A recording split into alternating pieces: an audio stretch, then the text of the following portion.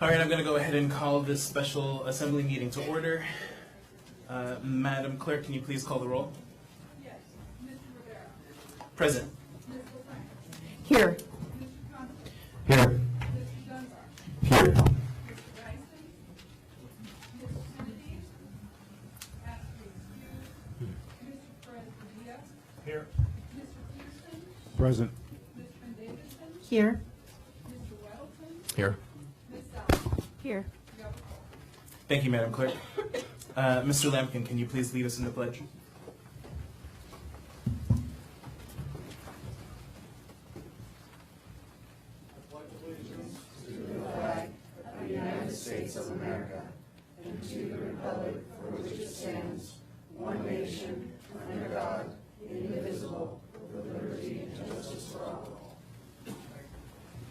Thank you.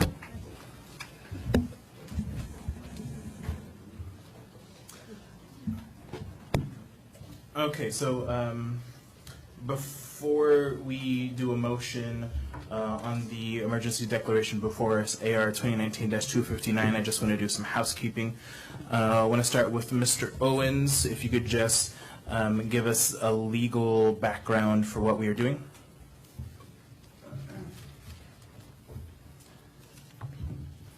Thank you to the chair of the mayor's proclamation that was previously issued has a duration of 48 hours. So it will expire at 3 o'clock this afternoon unless the assembly chooses to extend it. The proclamation recognized the circumstances that are giving rise to a threat to public health and well-being, and as been discussed, it mobilizes municipal resources to address that on a temporary basis. The proposal that's being submitted is for an extension of the proclamation. You guys will decide the period of time, and that will fundamentally enable the administration to enter into procurement contracts without the normal requirements of Title VII, and to the extent there may be necessary for purposes of temporary shelter and the like, to not be restricted by the zoning restrictions across the municipality. So it's those two key flexibilities that are included in the proclamation that would be extended by your resolution. Okay. Thank you, Mr. Owens. With that, I'll go ahead and entertain a motion on the resolution before us. Move to approve. Moved and seconded. Ms. Salatel, as one of the co-chairs for the Assembly Committee on Homelessness, can you give us a quick summary of the committee meeting we just got out of and the recommendation that came out of it? Thank you, Mr. Chair. The Assembly Committee on Homelessness had a special meeting immediately preceding this. There was a motion made to make a recommendation to extend the mayor's emergency proclamation until August 6th, and that recommendation passed 6-0 with 2 additional members of the body, Mr. Constant, Mr. Weddleton, not members of the committee, also agreeing with that recommendation. Thank you, Ms. Salatel. Can the administration, at that meeting, they provided a rationale for extending this to August 6th? If they could just do that again on the record. Through the, oh, you are the chairman. There you go. To Mr. Rivera and the rest of the body. The administration believes that the extension of the emergency declaration to August 6th, which is the next regularly scheduled assembly meeting, bridges the timeline between the impending closure of the Brother Francis shelter and the potential unsheltering of up to 240 community residents, and allows the Emergency Operations Center to continue resourcing alternative shelter options for anyone associated with Brother Francis Shelter or other shelters and social service provision that may be impacted within the next 2 weeks. And at that time, on the August 6th meeting, we would bring forward the additional information of the impacts to the 15, 20, 50 other providers within the community as they estimate their impacts coming forward. The immediate emergency is the August 1st deadline. Thank you, Ms. Browse.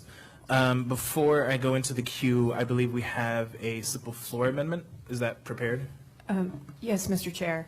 I move to amend the resolution before us on page 2, starting on line 15, after the PM period, to include a sentence that reads, "The administration is requested to negotiate and enter into a contract with Brother Francis Shelter to provide temporary housing as needed," period. And the clerk has this in writing, but we're going to just do it as a floor amendment for right now. Thank you. So could I get a motion and a second on that amendment, please? And then we can debate the. Yeah, if Tell you- me exactly where. that's- Sure, I'll reread it one more time. The administration is requested to negotiate and enter into a contract with Brother Francis Shelter to provide temporary housing as needed. Just a So I need a second on that. A second. Thank you, Mr. Constant. Just a point of order, though. Sure, go ahead. I believe that it would be wiser to craft it as section 2 as opposed to an appendix to the first section. I have no objection to that. Well, it could be section 3, but traditionally the resolution shall be immediate is the last one. And so, Thank you. So the motion doesn't have an objection, and you don't have an objection. So we'll go ahead and do that then as a section 2. It'll be a standalone sentence. Yes, Mr. Constant. thank you. To that motion, I believe it unwise to authorize funding only, as we had previously discussed in the committee, that, and this resolution does this, stands up the emergency operations plan. But at the same time, I believe, and maybe we get to this at our next meeting, that if we're going to extend just the baseline shelter that we have now, we need to also stand up the emergency procedure that will build out the additional services that we anticipate to be needed. So I don't know if we need to technically add that here, but that has to be at least half of this conversation, if not more. Ms. Preps. Through the chair to Mr. Constant, the administration, should the declaration be extended, intends to continue operations of the Emergency Operations Center and the resourcing of shelter for the community as the impacts become known. The meeting that we had yesterday with a lot of the providers has everyone engaged and seeking alternatives because most of them know what their impending impacts are. So compiling all of that information together means that the Emergency Operations Center will have their list of needs available and be able to move on them as they come across. Thank you, Ms. Preps. Mr. Dunbar, did you want to speak to the amendment? No, I will speak to the main motion after. Okay, Mr. Weddleton on the amendment. Sorry, I'll speak. To the main motion. Okay, anyone on the amendment before we vote? Okay, Madam Clerk, can you please do a roll call? Yes, Mr. Chair, this will be on amendment number 1. If I might, actually, I realize I forgot one last item that I would add to the record. In Sure, the Mr. previous Constant. meeting, thank you, we discussed that the possibility of engaging with the providers to establish some standards of operation should be included in the appropriation that go forward. Doesn't need to be added to the amendment, just to be part of the record. Thank you, Mr. Constant. Madam Clerk. For amendment number 1, Mr. Rivera, Yes. Ms. LaFrance, Yes. Mr. Constant, Yes. Mr. Dunbar, Yes. Mr. Dyson, Ms. Kennedy, Mr. Perez Verdilla, Yes. Mr. Peterson, Yes. Ms. Quinn Davidson, Yes. Mr. Weddleton, Yes. Ms. Salato. Yes. The amendment is approved. Thank you, Madam Clerk. So now we have the main motion before us. Mr. Dunbar. Mr.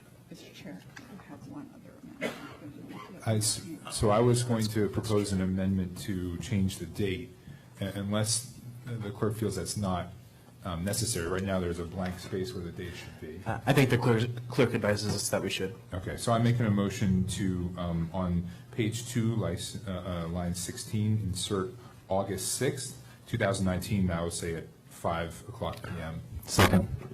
No, later, say 10 PM. Oh, I'm sorry. Yes. So,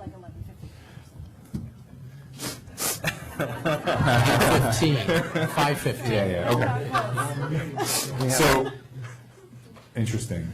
Why not do it to August 7th then? But, okay, let's do August 6th at 11:59 PM. Second, yeah. Moved and seconded. Any discussion on the amendment? Seeing none, Madam Clerk, can you please call the roll? Yes, Mr. Chair.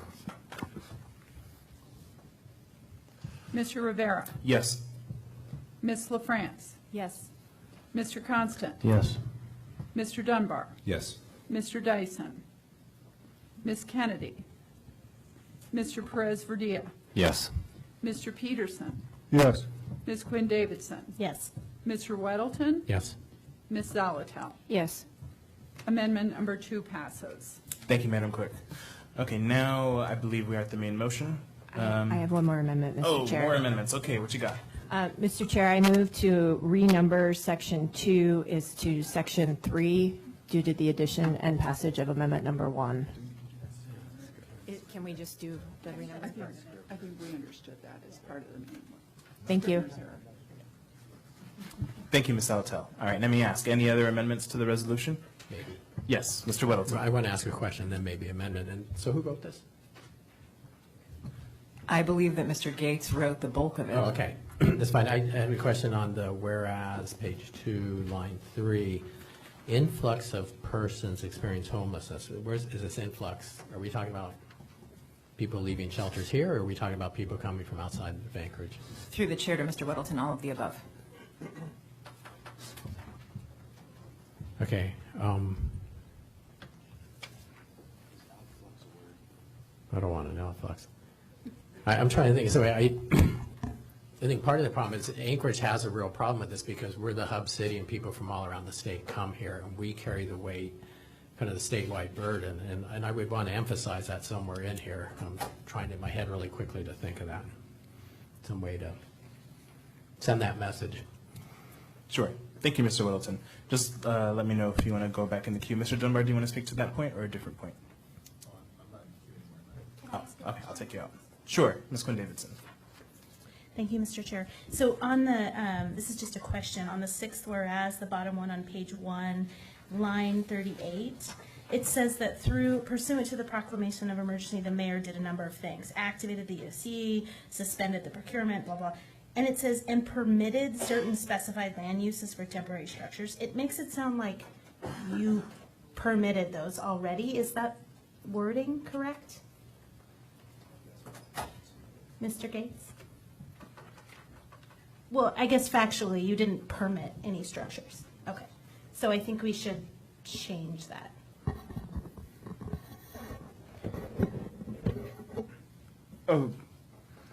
Sort of the nature of the civil emergency proclamation in the codes, it says that it suspends prohibitions on use of temporary structures in Title 21, 2105.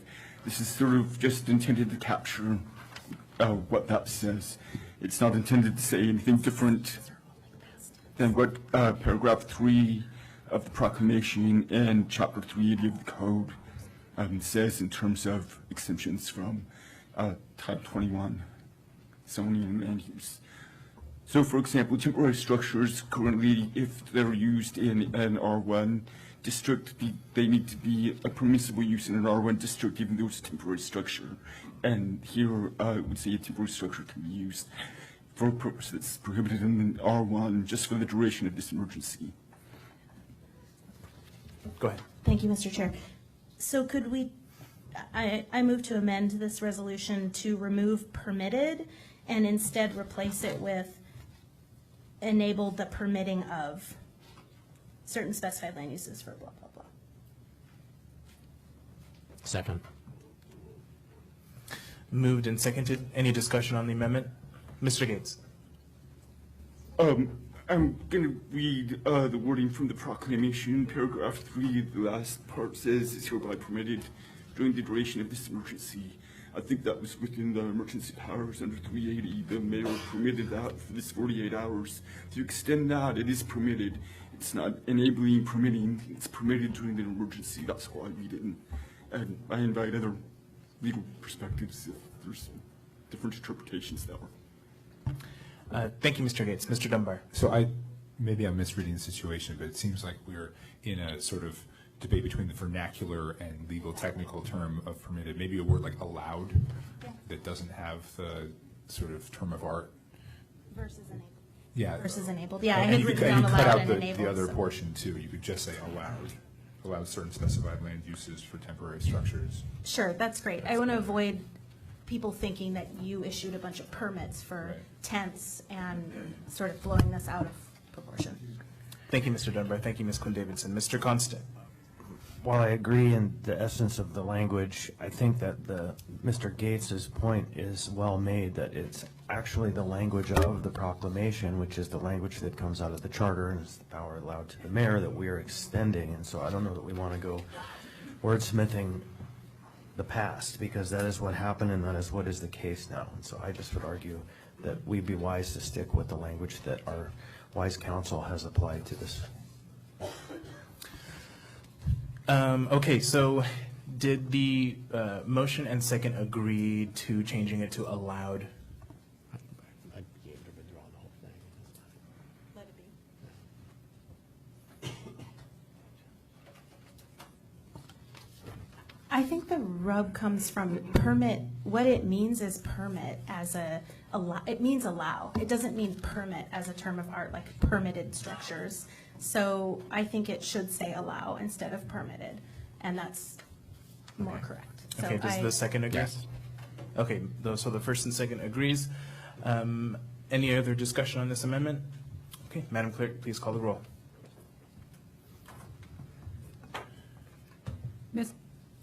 Mr. Rivera. Yes. Ms. LaFrance. Yes. Mr. Constant. No. Mr. Dunbar. Yes. Mr. Dyson. Ms. Kennedy. Mr. Perez Verdilla. Yes. Mr. Peterson. Yes. Ms. Quinn Davidson. Yes. Mr. Weddleton. Yes. Ms. Zalatel. Yes. Amendment number 3 passes. Thank you. Any further amendments? Ms. LaFrance. Thank you, Mr. Chair. Going back to Mr. Weddleton's point, and I'm not sure if this is what you were thinking as far as another whereas, but something to the extent of, whereas Anchorage is a social services hub, drawing persons from all over the state who seek assistance, the demand for which is expected to increase in the current state fiscal environment. Sure. Okay. I'll second that. Okay, moved and seconded. Can you just read that one more time into the record? I will try. Whereas Anchorage is a social services hub drawing persons from all over the state who seek assistance, the demand for which is expected to increase in the state's current fiscal situation. I can't remember what I first said. Due to the budget cuts. Or Yeah, I was due gonna to say, budget due to cuts. the actions of the governor and the legislature. I just focus on the budget cuts. Due to the budget cuts. No, it's real. It's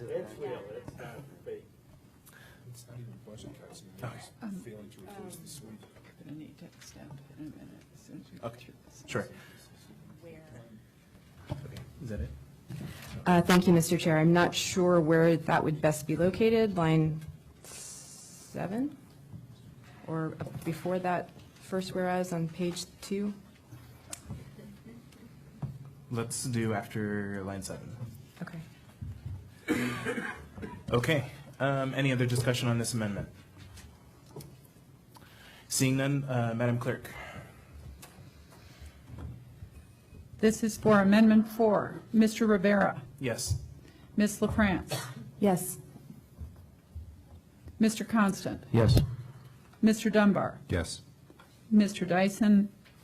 Ms. Kennedy, Mr. Perez Verdilla. Yes. Mr. Peterson, Yes. Ms. Quinn Davidson, Yes. Mr. Weddleton. Yes. Ms. Zalatel. Yes. Amendment number 4 passes. Thank you, Madam Clerk. Before we move on, we have to have a motion to extend. Let's go ahead and do 15 minutes. Move to extend for 15 Second. minutes.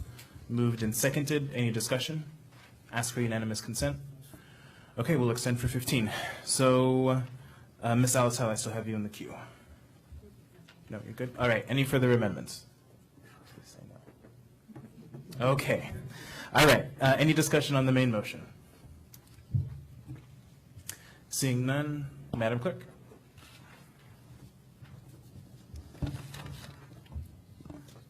On the main- Mr. Chair, just again, I'm sorry to do this, but one quick comment. Sure. I don't know how many people on the body have experienced an exponential increase of demands on your time, attention, and the intensity of which is unparalleled. And some would say we're waiting, the crisis may come, but those of us who are in the downtown district and nearby the Greenbelts can tell you things have dramatically changed in just 2 weeks. And that dramatic change has in some ways come because the day services that have been previously provided are already evaporated. And so there are people now unsupported in our streets and in our neighborhoods. I have one neighbor who at our assembly meeting on Tuesday sent me photographs of 3 people who attempted to enter his structure in 10 minutes. And this is ramping up quickly, and it's real right now. It's not a potential crisis that's coming. And so I just would suggest that for my neighborhood and my district, the crisis is here now. Thank you. Thank you, Mr. Constant. Any further discussion? Ms. Quinn Davidson. I just want to make a quick comment. I think this was apparent in our earlier discussion, but since we started a new official special meeting, that our concern, my concern is to people experiencing homelessness. It's also to our broader community and the impacts that it will have on all of us. So I think there are some people that believe that we're focusing too much on people experiencing homelessness, but it's bigger than that, and we will feel it. So that's really where I stand on this. Thank you, Ms. Quinn Davidson. Ms. Salatel. Oh. Mr. Mayor, go ahead. Thanks very much. I mean, one of the reasons why we are appreciative of the fact that the Assembly appears to be supporting this particular proposal is that it does minimize the community cost and disruption. It minimizes the human cost and disruption, and it minimizes the municipality's operational cost and disruption. And this is unfortunately a difficult choice in front of you, in front of all of us, and I am appreciative of the course you're going to take. Thank you, Mr. Mayor. Ms. Salatel. Thank you, Mr. Chair. I want to underscore that this is a public health and safety issue for our entire community. The immediacy of the Brother Francis shelter impacts, I think, were just the tip of the iceberg that really brought it into sharp relief. But there's so much floating under the water there that is slowly rising up to the surface. And I echo what Mr. Constant said.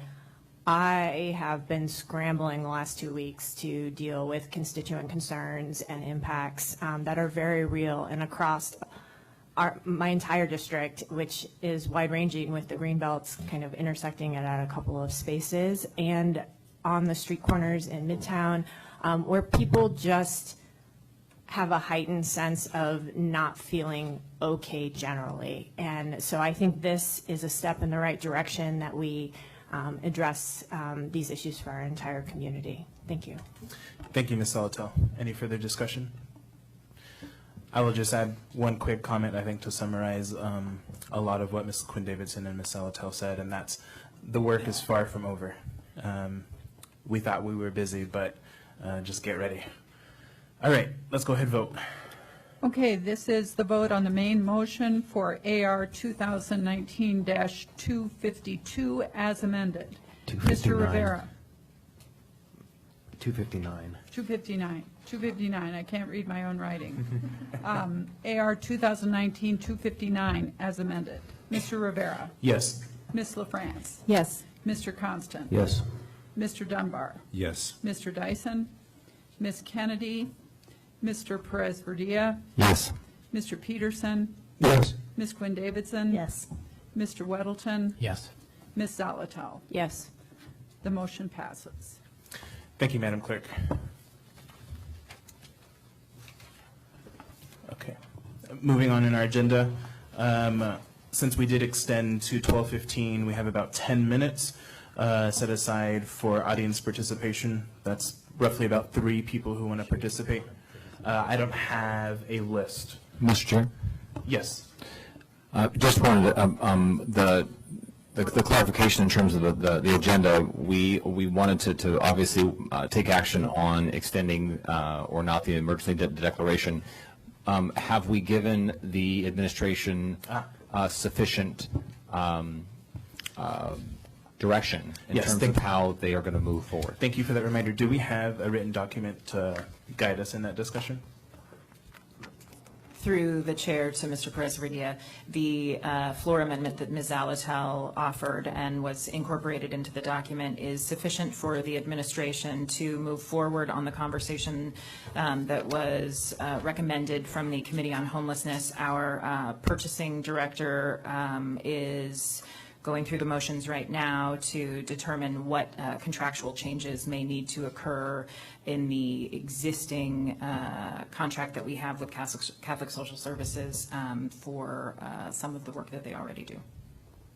Just want to go ahead. And I guess the other question is just a clarification of method of communication with the Assembly over the next few days in terms of how this unfolds. Can you talk to us a little bit about how we can, knowing that we're going to be responding to constituents on a daily basis, what is the method that you can offer in terms of giving us updates to make sure that we're giving the public the most current information? Through the chair to Mr. Perez-Verdia, as part of the operations of the Emergency Operations Center, the sheltering capacity and the changes within the sheltering capacity within the municipality will be included in the situation reports and updates that come out of the EOC, the mayor's office, and are delivered to the administration or to the Assembly. There is currently a link on the muni.org homepage that takes you to the original declaration, and we will continue to use that page for running updates on actions that have been taken. Once we go through the conversation to finalize with Catholic Social Services, we will bring a report to the Assembly written, probably as it will happen very quickly and potentially over the weekend, so that you are aware of what is happening and what the changes would be for the impending August 1st date, and then we will go from there. Thank you. Mr. Constant. Thank you. Just a few things. Please continue the investigation of alternative sites for emergency sheltering, because at this time, the capacity at Brother Francis is not enough, and it's scheduled to get worse. And so we need to be engaging in that conversation immediately. Also, please include in the contract a 90-day opportunity to develop new standards of operation and monthly payments so that we can ensure that if the services aren't being done in the way that we need them to be, we can call back those funds. Thank you, Mr. Constant.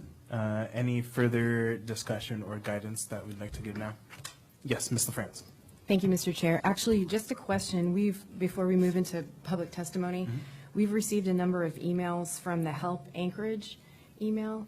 And Ms. Browse, could you say who is receiving those in the administration? I know everyone on the Assembly is, and those are being officially entered into the public record. Through the chair, as far as I know, all of the Assembly members are recipients of the Help Anchorage documentation. I am also a recipient of those emails, as is our Communications Director, Kristen DeSmith, and I believe Mr. Falsey is also on the list. Thank you, Ms. LaFrance. Mr. Dunbar. Thank you, Mr. Dunbar. All right. Any further discussion? Okay. So now we have time for roughly 2, maybe 2.5. Go ahead. And if you could just come up, state your name for the record, please. My name is Rose Hubbard, and I'm with Anchorage Communal Homeless Village Project. And I have a proposal that is for a realistic solution, not in downtown, for a sanctioned homeless camp, which has structure, cleanup, sanitation, oversight, not just from the Federation of Community Councils, but also oversight on the campus. And so I'd like to enter that into public record. Thank you, Ms. Hubbard. Yes, Mr. Dunbar. Ms. Hubbard, can I ask, where would it be located? I'm currently looking at a site, it's already zoned PLI. It's on Martin Luther King, cross street with Tudor Center, just across from the Anchorage Crime Lab. It's on a main hub for the bus routes. It's right next to the Native Hospital and Providence Emergency Medical. So there's reduced costs for emergency services, medical services, and public transportation is easily accessible. Can I have a follow-up, Mr. Chair? Sure. Who owns the land that you're looking at? Heritage Land Bank. Okay, so the municipality. Thank you. Thank you, Mr. Dunbar. Thank you. I believe that's APD land at this time. Yes, come on.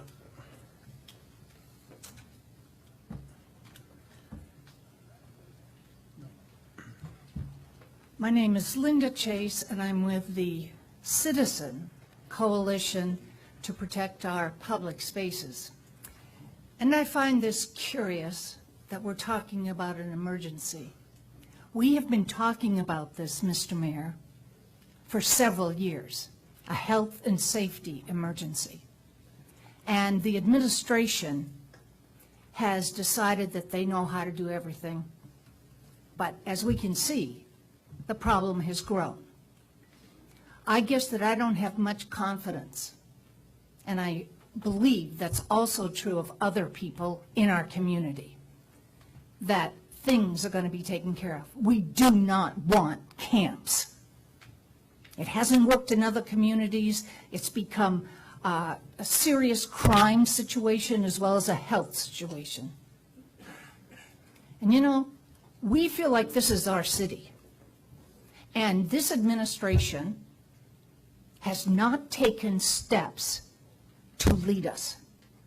We have been leaderless in this effort. They have not wanted to have any of the public involved. They've kept us uninvolved.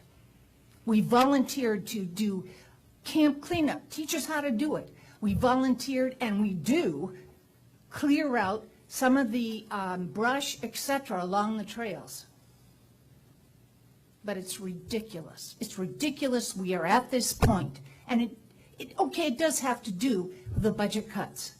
But as far as the budget cuts are concerned, and Mr. Dunbar, it's because all of us here in Alaska have been living free. And we get paid to live here. And now we're all up in arms, and especially the nonprofits that are constantly going to the government for money. We're now all up in arms because, oh my gosh, we can't do this anymore. I think Governor Dunleavy did Alaska a great favor by putting forth this downsized budget. And I think that in the end, we will all realize we have to live within our means. And I highly resent the fact that the general community has not been allowed to participate in this situation. We have we got on the, all of this paperwork about crime and safety, health and Ms. safety. Chase, your time is up. Okay. Thank you. So anyway, all I can say is, God bless Anchorage. So with that, we are out of time. I will entertain a motion to adjourn. So adjourned.